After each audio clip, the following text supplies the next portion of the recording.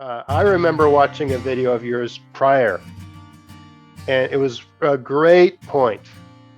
And you were talking about the fruit tree and the shrub and the relationship to the direction of the sun, especially in winter, and how if you have basically if you're growing fruit trees, it makes a lot of sense to grow shrubs, and we mean like fruit-bearing shrubs. So talk a little about that relationship and why the two things. And you see this in natural forests. There's an edge of a forest, and there's these big trees, and then there's all these sort of, whatever it is, choke cherries or whatever, growing on the edge relative to direction of the sun. This doesn't happen on like the north side. It happens. So talk about that a little bit. Yeah, the kind of the origin of that, well, sort of discovery. Although if I look at Mollison, he had talked about that as well. But Of course. you could read something, but until you actually do it, that's when, I say to people all the time that you could have watched a film, you could have watched all my YouTube videos, but until you do it, you really don't. All you know is what I said, but you don't know it for yourself. Yes. You have to prove things. And so the first rule of permaculture is, the first principle is observation. And so I used to, because, got to put it back, this was almost 30 years ago now, our orchard was monoculture. And actually the first year when we bought, there was still herbicide residue. So you'd have this sand underneath all of the trees because there was just no grass. It was always killed. And the first year clover came in gradually, and it was just became a blanket of clover. But one of the things I started to see was that if we happened to cut a tree, let's say a tree died, and then it would make an opening kind of, especially for the winter. Now your sun is much lower, so the angle hits a tree, and that tree kind of creates shade for the next tree in the row, especially if the rows are kind of north-south. So the tree to the west shades the next one. And we started to see certain cultivars would suffer from what's called sun scald. And people in the south, funny, they don't get it, even though their sun is stronger.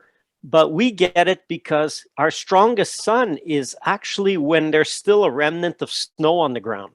Because the sun in March is getting up there, December, so you have January, February, it's 3 months after the shortest day. And if the sun hits the snow and reflects, so the sun is angle. Right, and the sun is already directly hitting the bark, and then it reflects off the snow. So you multiply by 2 or 3. That's double sun. Or triple. Or more. And so that area it's called southwest injury in our area. So that area of the southwest, which is the setting sun, gets really hot. And I've done it where I took a thermometer and I measured, put it against the tree. Okay. And at like 4 o'clock, an hour before sunset, when the sun had finished warming up and now it's getting ready to get cooler, it would be 20 degrees, the bark, even though there was snow on the ground. But the bark itself, you could feel it. It was warm. But a thermometer would show it was 20 degrees. Well, 3 hours later, it would be minus 12, minus 15 Celsius. The tree doesn't go from 20 to minus 15 in 3 hours. Like, it doesn't cool off that quickly because it warms the bark, but it warms. So what happens is, especially the north side of the tree stays cold all day. It's in the shade. And there's a big difference between the back and the front. And yes, you've skated, and whenever you have ice building up, it cracks just because of the differences in temperature, let's say. Yes. So you get the same thing on a tree. The hot and the cold, and one expands, the hot side expands, and the cold side contracts. And so you'd get this cracking of the bark. And we'd have trees where the southwest side had no bark for like 2 feet. All the bark was gone. And so I looked up some old books, and people used to paint the trees with lime, and it was a double thing. It would be against certain insects like codling moth, but it also helped protect the tree against this southwest injury. So I thought, they'd make the tree white. Right. Yes, like a birch tree. Exactly. Yes. So I thought, all right, well, I don't want to use the lime. I didn't know how to mix it up and so on. But I could just, so I just got some exterior white latex and I dilute it and I put it in a backpack sprayer and I made like a shield that I would put behind the tree and I would just spray the tree up and down a couple times. And that on the southwest side, that would make it white. I didn't bother with the rest of the sides because I know that didn't suffer. So I would do that. But to do, at that time, we had about 3,000 trees left, and I did it for a few years. It would take me about 4 days to paint 3,000 trees. Like, even though it went fairly quickly, it's still a time consuming task that you have to repeat every year. Right. Yes. So it's one of these things that you need to keep track of your time, how much time, because maintenance can kill you. Like, growing something, planting it, seeding it, that's the minor part of the job. Maintaining it is the big part. And so Right. you've got to, I always use the Pareto principle, 80-20. So 80% of your time is spent on 20% of your area. Identify those 20% of areas and tasks that are eating up all your time. And so I thought, geez, 4 days a year. I mean, that's a lot. And it was usually at a time I'd do it in the fall. So it was already busy enough. And so I just thought there's got to be another way. And as I was painting, when you get into a mindless task, you start thinking.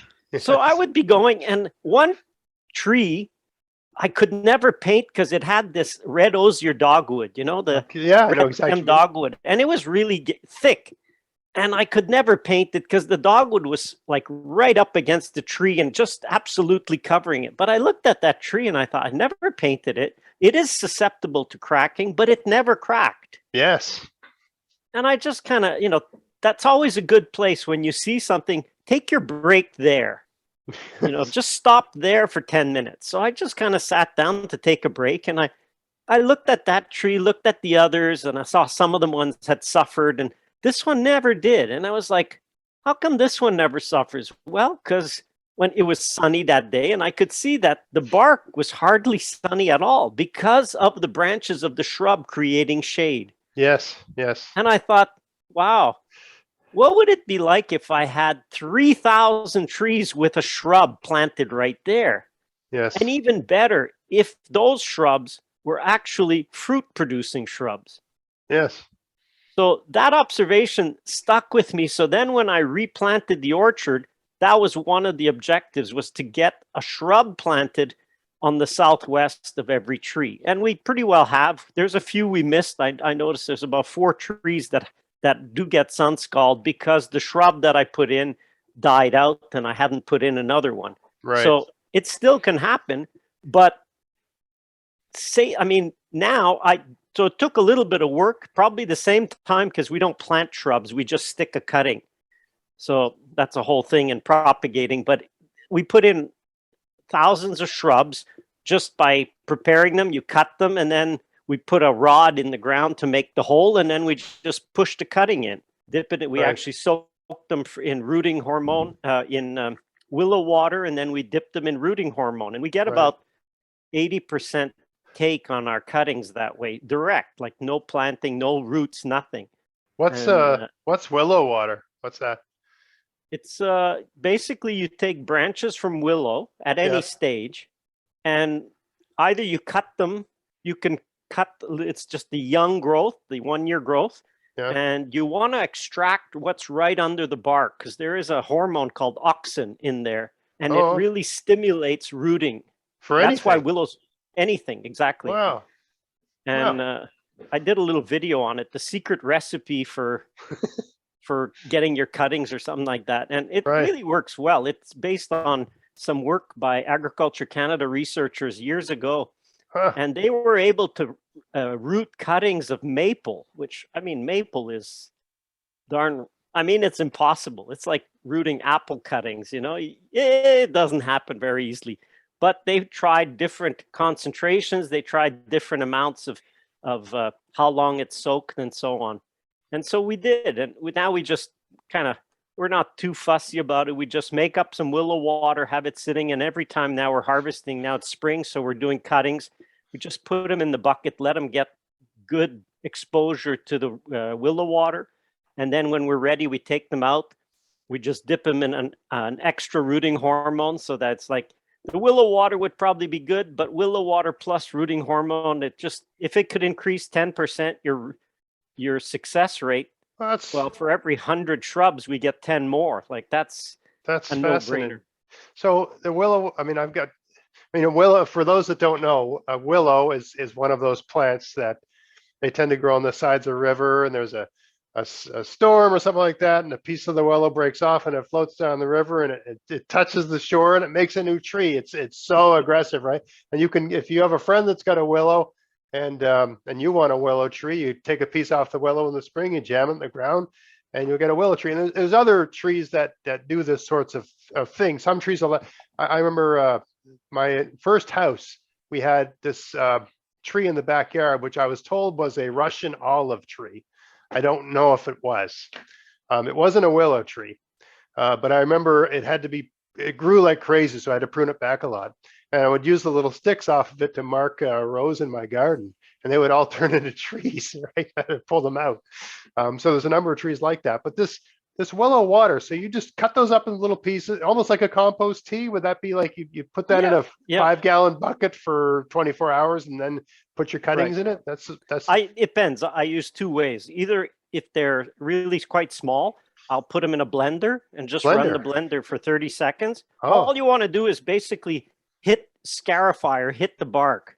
Yeah. And so blender does it really fast. You end up with this kind of greenish water. And that works really well. Or the other way, if I have a bunch of them, I'll just take a hammer and I tap them. You just want to break up that bark. Smash it up. Really simple, very effective technique. So, I mean, at this time, let's say it's springtime and you're pruning, make up a batch of willow water as you're pruning any good cutting, like this year's growth of cutting. I use a kind of a pencil as my indicator. So I want something the size of a pencil and about that thick. Anything smaller, I don't really bother with.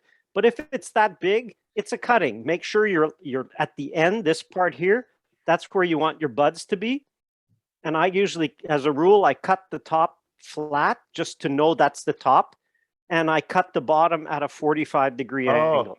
That's all there is to it. And then as you're doing your pruning, you gather up a bunch of cuttings, stick them in your willow water. Even if you forget them there for a week, doesn't matter. Take them out and then line them out somewhere you have garden beds. So have one bed just for cuttings. And I mean, one 4x8 bed, 4x8, I had a 8x8 greenhouse. We used to do 2,000 cuttings at a go. Wow. So a 4x8 bed figure, you're good for between 500 and 1,000 cuttings. That's amazing. I never knew about that. That's a lot of plants. So you were using this to get so you didn't have to buy 3,000 shrubs at the garden center for $35 each. Yeah, I think I bought, over the years, I may have bought 15 shrubs. Wow. Yeah. And I've got thousands because you just multiply them that way. So that basically was it. It did two things. It solved the need to paint, so I saved those 4 days a year. Secondly, I got a crop. So those shrubs, they're shrubs, but because they were placed in the right place, they did one job and they gave me a harvest, which, like, that to me, I mean, permaculture, one of the Mollesinian rules is every element should perform 3 functions.